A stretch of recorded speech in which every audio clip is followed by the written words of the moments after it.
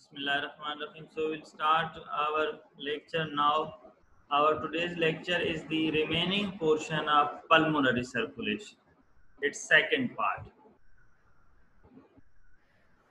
Basically, pulmonary circulation means supply of the blood to the lungs and from the lungs, and how that fluid is circulated, what is the pressure of that fluid which is running inside the lungs in pulmonary capillaries,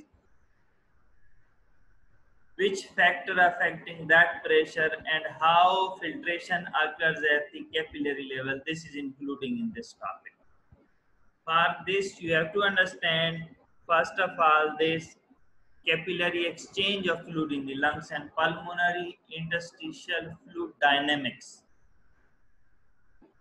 In systemic circulation, we basically check how the fluid is filtered at the capillary level in the tissue. In the same way, this topic will explain how fluid is filtered at the level of the capillary, means at the level of alveoli and capillary around that. For that, you have to understand some pressures. Number one, pulmonary capillary pressure as compared to systemic circulation ये क्या होता है, लो होता है 7 millimetre mercury, क्योंकि तमाम pressure lungs के अंदर चाहे पल्मोनरी आर्टरी का हो, पल्मोनरी कैपिलरी का हो, वो as compared to systemic circulation बहुत कम है. क्यों कम है, ये रीजन भी आपके जहन में होना चाहिए. Because basically lungs is near, lungs हमारे हार्ट के नियर है, तो हार्ट को ज्यादा प्रेशर नहीं चाहिए कि लंग्स के अंदर ब्लड को पंप करे, तो कम प्रेशर पर ही ब्लड पहुंच जाता है, या हम कह सकते हैं कंप्लायंस ज्यादा है, प्रेशर कम है. तो इस तरह पल्मोनरी कैपिलरी का प्रेशर, ये रीडिंग्स आपने याद करनी, 7 मिलीमीटर मर्करी है. Interstitial fluid pressure in the lungs, अब इसको समझें. इंटरस्टिशियल फ्लूइड टिश्यू के दरमियान फ्लूइड होता है. अब लंग्स का जो प्रॉपर टिश्यू है, एल्वोलाई के अंदर जो सेल हैं, एल्वुलर एपिथेलियल सेल्स और एल्वोलाई का पैरेन्काइमा, उन सेल्स के बीच में जो फ्लूइड है उसको कहते हैं इंटरस्टिशियल फ्लूइड. ठीक, उसका प्रेशर कितना होता है, slightly more negative than that of peripheral subcutaneous tissue. ये कह रहे हैं कि वो ज्यादा नेगेटिव होता है, -8 मिलीमीटर मर्करी. क्लियर. तो इंटरस्टिशियल फ्लूइड का प्रेशर होता है नेगेटिव की वजह से. एक इंपॉर्टेंस इसकी ये है कि एल्वोलाई ड्राई रहते हैं. क्या, नेगेटिव इंटरस्टिशियल फ्लूइड प्रेशर की वजह से एल्वोलाई हमारे ड्राई रहते हैं. और दूसरा रीजन नेगेटिव होने के ये है कि नेगेटिव इसलिए है कि लिम्फेटिक जो लंग्स के अंदर है वो स्ट्रॉन्ग है as compared to systemic circulation. वो कंटिन्यूअली फ्लूइड को सक करते रहते हैं, तो नेगेटिव प्रेशर जनरेट होता है इंटरस्टिशियल फ्लूइड में. ये आगे डायग्राम में भी आप क्लियर देखेंगे. अब colloid osmotic pressure of pulmonary interstitial fluid, इसको समझें थोड़ा. ये पल्मोनरी इंटरस्टिशियम जिस फ्लूइड का प्रेशर है -8 था, वहां पर जो प्रोटीन्स हैं, ठीक है, प्रोटीन मॉलिक्यूल होते हैं, सिस्टमिक सर्कुलेशन से ज्यादा होते हैं, उनका प्रेशर जो होता है 14 मिलीमीटर मर्करी. ठीक.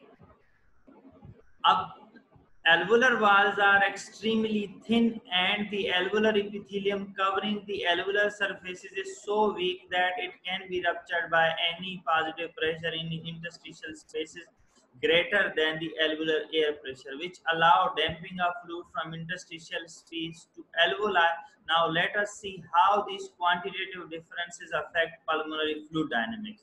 नंबर 4 स्टेटमेंट ये कह रहा है बेसिकली कि एल्वुलर का जो प्रॉपर टिश्यू है उसके अंदर एल्वुलर की वाल भी आती है, उसकी एपिथेलियम भी आती है, वो कह रहे हैं वीक होती है. और अगर इंटरस्टिशियम में जो नेगेटिव प्रेशर हमारा होता है -8, वो कहीं पॉजिटिव हो जाए तो वो बहुत ज्यादा बैडली इफेक्ट करता है इसको, और उसको रैप्चर भी कर सकता है. ये बात कर रहा है क्योंकि वो थिन होता है, वीक होता है स्ट्रक्चर, तो इसलिए नेगेटिव ही होता है -8 वो, ताकि वो रप्चर से भी बचाए उसको और उसके अंदर एडिमा भी प्रिवेंट करे. Clear. This is basically nutshell of this pressure. इस डायग्राम को आप कंसंट्रेट दिस, थोड़ा गौर से देख लें इस डायग्राम.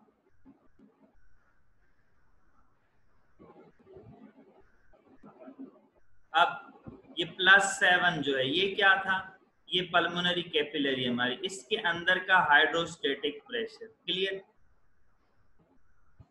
लफ्ज पॉजिटिव, पॉजिटिव मींस क्या है,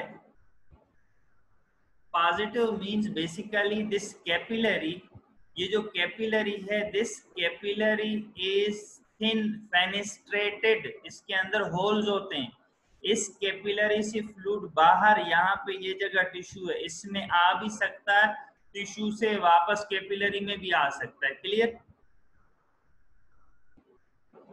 अब कैपिलरी के अंदर पॉजिटिव फोर्स का मतलब है ऐसा प्रेशर है जो फ्लूइड को बाहर की जाने पुश करेगा। क्या करेगा, पुश करेगा। कहाँ, इस कैपिलरी से इंटरस्टिशियम के अंदर। तो +7 प्रेशर है पल्मोनरी कैपिलरी का, वो फ्लूइड को क्या करेगा, पुश करेगा बाहर की तरफ। तो हम लफ्ज यूज करेंगे it will helps in filtration of fluid from capillary into interstitium. ये +7 प्रेशर क्या करता है, हेल्प करता है फिल्ट्रेशन को कैपिलरी से बाहर की तरफ। क्लियर। इसको कहते हैं आउटवर्ड फोर्स, कैपिलरी से आउटवर्ड लग रही है, बाहर की तरफ चीज को धकेल रही है। क्लियर। एक प्रेशर तो ये। दूसरा ये देखें, माइनस लिखा हुआ 28, ये प्रेशर आपने पढ़ा होगा कि हमारा जो ब्लड की तमाम कैपिलरीज के अंदर जो प्रोटीन होते हैं, प्लाज्मा प्रोटीन, उनका प्रेशर होता है, लिखा हुआ अनकोटिक प्रेशर। क्लियर। प्लाज्मा प्रोटीन का प्रेशर -28, माइनस इसलिए लगाया है कि ये it will exert osmotic pressure, that osmotic pressure, जो भी ऑस्मोटिक प्रेशर होता है वो वाटर को सक करता है। तो ये क्या करेगा, फिल्ट्रेशन होने नहीं देगा, वाटर को अपनी तरफ खींचेगा, कोशिश करेगा कि फ्लूइड कैपिलरी के अंदर ही रहे। क्लियर। +7 प्रेशर ये कोशिश करेगा कि बाहर जाए फ्लूइड, -28 ये कोशिश करेगा कि फ्लूइड अंदर आए। क्लियर। ये बात, दो प्रेशर ये हो गए, capillary hydrostatic, capillary plasma osmotic pressure या प्लाज्मा ऑनकोटिक प्रेशर। समझ आ गई बात। क्लियर। अब ये -8 क्या है और -14 क्या है, पहले हम पढ़ चुके हैं। -8 क्या है, इंटरस्टिशियल फ्लूइड का प्रेशर जो नेगेटिव है। 14 क्या है, प्लाज्मा इंटरस्टिशियल कोलॉइड ऑस्मोटिक। अब ये इंटरस्टिशियम है, ये जो कर्सर है हमारा माउस का, -8 इसके अंदर नेगेटिव प्रेशर है। नेगेटिव मींस ये फ्लूइड को क्या करेगा, कैपिलरी से सक करेगा, इसीलिए नेगेटिव है, सक करेगा। और ये -14 ये यहाँ पर जो प्लाज्मा प्रोटीन इंटरस्टिशियम है वो भी कोशिश करेंगे कि वाटर को कैपिलरी से बाहर की तरफ खींचे, तो ये भी सक करेगा वाटर को। तो ये दोनों नेगेटिव फोर्सेस हैं। तो हम कह सकते हैं कि इस कैपिलरी से पानी का बाहर आना, जिसको लफ्ज यूज करते हैं फिल्ट्रेशन, तो ये दो फोर्सेस क्या करेंगी, फिल्ट्रेशन को फेवर करेंगी। Exactly, they will favour the filtration, while this capillary pressure and this capillary pressure +7 will also favor filtration because this will push water out. This is the only force -28 which is inside, this will oppose filtration. Clear। ये filtration को oppose करेगा। अब यहाँ लफ्ज लिखा हुआ net pressure, कि अगर तमाम प्रेशर को हम कैलकुलेट करेंगे तो फिर कौन सा रिजल्ट आएगा, यहाँ आ जाएगा। See that. अब यहाँ पे इसने अलग अलग कैलकुलेट किया है आउटवर्ड फोर्सेस, वो फोर्सेस जो कोशिश कर रही है कैपिलरी से फ्लूइड बाहर जाए, जिसमें -8 है, -14 है और ये +7 है। आ जाए इस पे, 7 इसने लिया, 14 लिया, 8 लिया, सामने लिखा हुआ कौन कौन से प्रेशर है, we explain that earlier. What is written here, total outward force that is 29, force tending to cause absorption of fluid into capillaries, एक ही फोर्स थी 28 वाली, प्लाज्मा कोलॉइड ऑस्मोटिक प्रेशर। ये क्या करेगी, it will try to oppose filtration. Net pressure दोनों का difference क्या है, 29 कोशिश करेगी कि बाहर जाए, 28 कोशिश करेगी कि अंदर जाए, तो 1 का डिफरेंस है, एक ज्यादा है, तो ये लिखा हुआ +1 ही इनका डिफरेंस आएगा। ये माइनस है 28, ये प्लस है, ये फिल्ट्रेशन करवा रही है, अपोज करवा रहा है, 29 में 28 गए, +1। तो +1 के नेट फिल्ट्रेशन प्रेशर से, नेट प्रेशर से चीजें कैपिलरी से फिल्टर होंगी इंटरस्टिशियम में, वाटर फिल्टर होगा, that will contain nutrition substance, other substance जो इस टिश्यू की रिक्वायरमेंट होगी।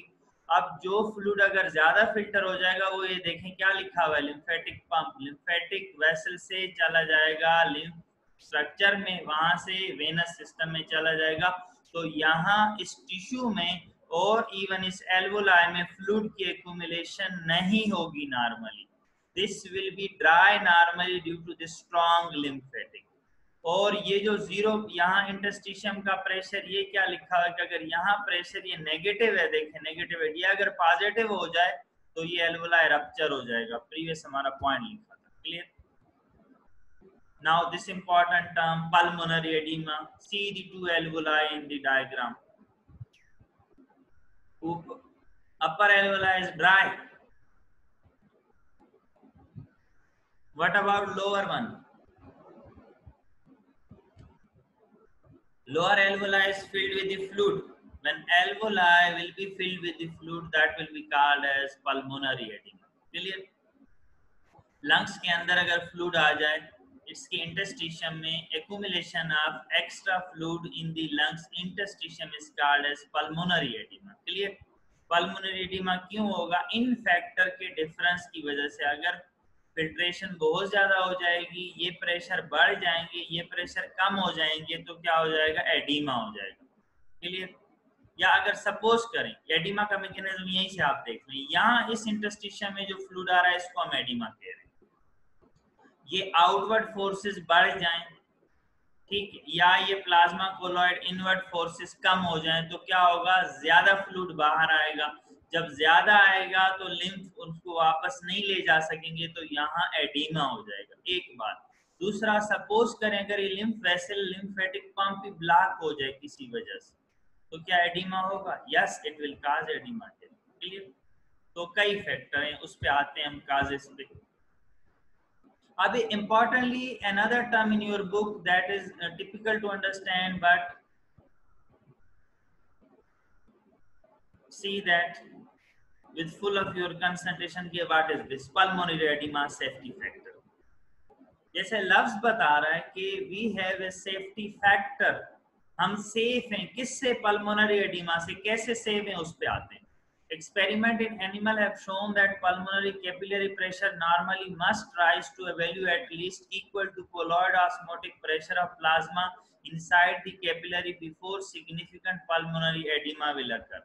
ये कह रहा है कि ये जो कैपिलरी प्रेशर है 7 का, ऑल्दो ये प्रेशर पहले ही ज्यादा है नीचे वालों से, लेकिन कह रहा है कि प्रैक्टिकली एडिमा तब तक डेवलप नहीं होता जब तक ये 7 प्रेशर इस 28 के इक्वल नहीं हो जाता। ये बात कह रहा है। इक्वल टू क्या लिखा हुआ है?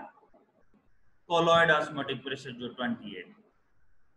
Therefore, in a person whose normal plasma colloid osmotic pressure is 28, जिनके अंदर 28 प्रेशर है वेसल्स के अंदर प्लाज्मा प्रोटीन का, one can predict that pulmonary capillary pressure must rise from the normal level of 7 millimeter mercury to more than 28 to cause substantial pulmonary edema। फिर जाके significant oedema होगा। 7 से 28 तक जो है नहीं होगा, याद रखें। Giving an acute safety factor against pulmonary oedema of 21। अब 7 और 28 का फर्क, यानी 7 से बड़े बड़े बड़े 28 तक एडिमा नहीं होगा, तो ये 21 का फर्क है दोनों का, तो 21 कहलाता है pulmonary oedema safety factor. See that diagram.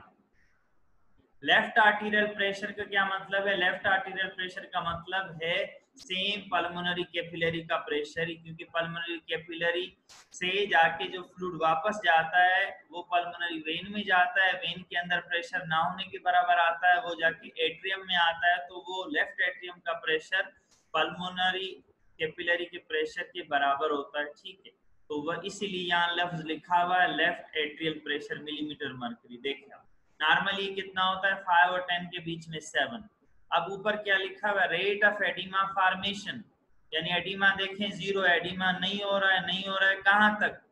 ये 25, इवन 25 से भी ज्यादा। यहाँ देखें यहाँ 28 तक भी कोई खास एडिमा नहीं हो रहा है। अब 28 से जब ये, या हम आप इसको समझ लो कि लेफ्ट एट्रियल प्रेशर जो है बेसिकली उस और पल्मोनरी कैपिलरी के अंदर थोड़ा फर्क होता है, ठीक है। तो अब इसको फॉर अंडरस्टैंडिंग आप एज्यूम करें this is pulmonary capillary pressure, ठीक। एट लेवल ऑफ दिस 28, ये x जो लिखा हुआ है 28 पर जाके क्या होगा, एडिमा फॉर्मेशन देखें 0 से 1 पे आ रही है, एडिमा फॉर्मेशन स्टार्ट होती है किस प्रेशर पे, जब लेफ्ट एट्रियल प्रेशर 28 हो जाए। तब तक नहीं हो रहा तो 0, ये 7 से लेके 28 तक का ये जो फर्क है ये हो रहा है हमारा सेफ्टी फैक्टर। जब सेफ्टी फैक्टर से प्रेशर ज्यादा होगा, देखिए सिग्निफिकेंट एक्यूमुलेशन ऑफ फ्लूइड हो जाएगी, ग्राफ ऊपर जाएगा, एडिमा फॉर्मेशन का रेट बढ़ता जाएगा। ये ग्राफ भी वही बात शो कर रहा है, safety factor of 21। Now pulmonary oedema क्या था, इस इन एल्वोलाई के अंदर फ्लूइड का जमा होना। अब आ जाए, what is pleural effusion. Have you heard के there was a fluid in my relative lungs and they have drained 2 litre of fluid, that 2 liter is basically pleural effusion, not pulmonary edema. Pleural effusion is the excessive accumulation of fluid in the pleural cavity and called pleural effusion. Clear? So pleural effusion will be accumulation of fluid in the pleural cavity around the lungs. Clear? Same causes of this will be a blockage of lymphatic, cardiac failure, which will cause excessive high peripheral and pulmonary capillary. Same mechanism ki if these pressure changes, this pressure at any level, they will cause edema even around the pulmonary pleural cavity. Reduce plasma colloid pressure, this will also cause edema. Infection or inflammation of the surfaces of the pleural cavity, this will also cause edema importantly. Clear? So pleural effusion which increase the why infection mechanism underlying the infection is कि whenever there is infection occur due to inflammatory mediator in infection, permeability of the capillary membrane increases, due to which there is edema formation. Clear? An important other term known as pulmonary capillary wedge pressure. This you have to understand कि क्या है। Basically see के left side of the heart receive blood in left atrium. See here, left atrium is made up of pulmonary vein. Here pulmonary vein is made up of this pulmonary capillary. ये pulmonary capillary जब काफी मिल जाती हैं आपस में तो बड़ी pulmonary veins बनाती हैं, जिससे ब्लड वापस आता है लेफ्ट एट्रियम में ऑक्सीजनेटेड, लेफ्ट एट्रियम से लेफ्ट वेंट्रिकल में आता है, वहां से पंप होता है पूरी बॉडी में। Clear?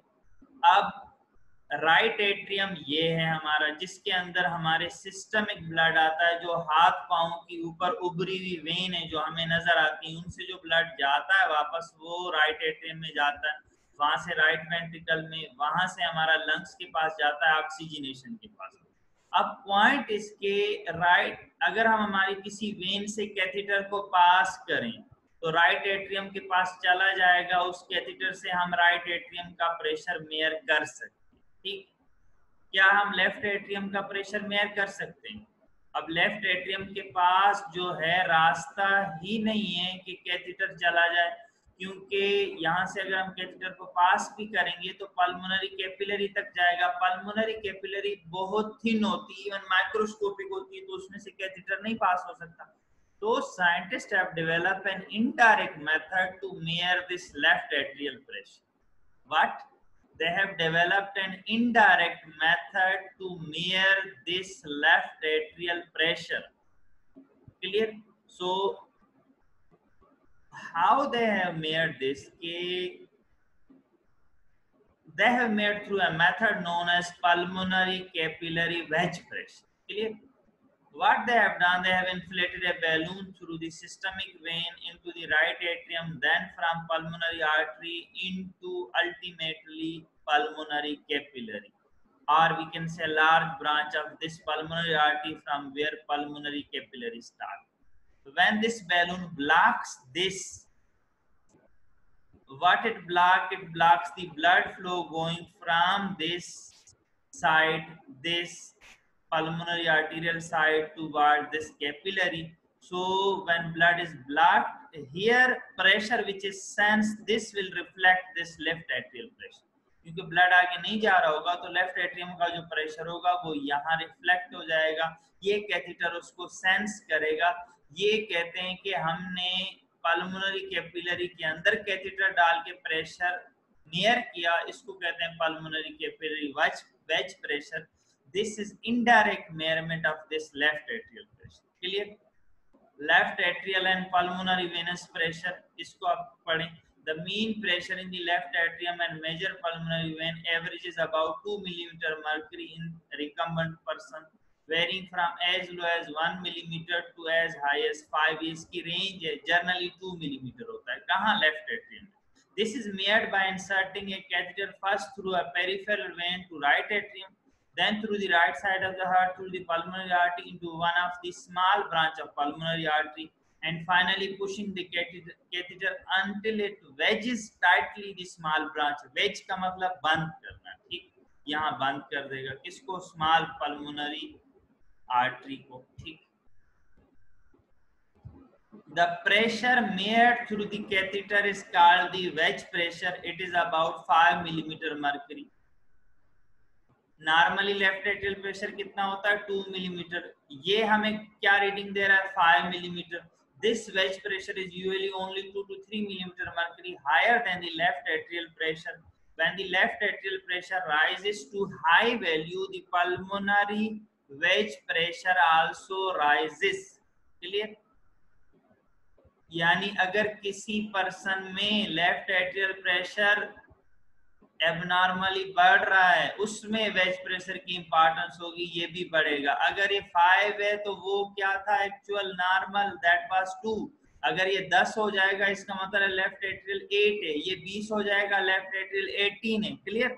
When the left atrial pressure rises to high value, pulmonary wedge pressure also rises. This is very important in patient with congestive cardiac failure.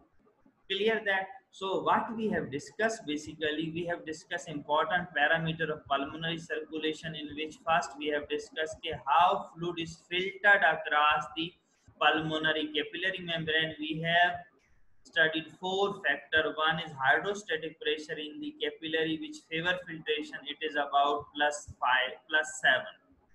Then there are also forces which try to suck water, favor filtration, that are forces in that interstitium. One is -8 interstitial fluid pressure. Clear?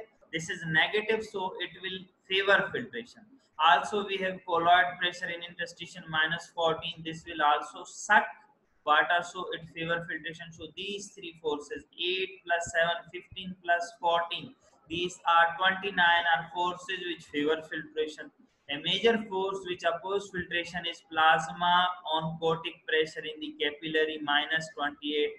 So the difference is +1. So with the pressure of net pressure +1, fluid is filtered from capillary into the interstitium. But interstitium and alveoli always remains the dry due to strong action of lymphatic pump. Clear? If these factor, there is disturbance in these factor, and filtration is more than the absorption, or lymphatic channel is blocked, what will happen? Ki pulmonary edema will develop. Excess accumulation of fluid in the alveoli will occur, and also there is chance we have normally prevented from edema because there is a pulmonary safety factor of around 21. Okay, until and unless from the pulmonary capillary pressure this 7 increases from and reaches up to 28, so means there is difference of 21, there will be no development of edema. Clear? So there is difference of 21. This is called as safety factor of 21. Then we discuss fluid accumulate around the lungs in a space known as pleural cavity. This will cause the accumulation, excess accumulation, maybe due to lymphatic blockage, cardiac failure, reduced plasma colloid pressure, infection, that will lead to pleural effusion. Then we said left atrial pressure, which is normally 2 millimeter mercury, directly we cannot insert catheter in that. This can be made indirectly by a method, pulmonary capillary wedge pressure method, which give reading of about 2 to 3 millimeter mercury more than this left atrial pressure. This is normally 5 millimeter mercury, but if due to any condition this left atrial pressure increases, this capillary wedge pressure will also increase. Thank you so much.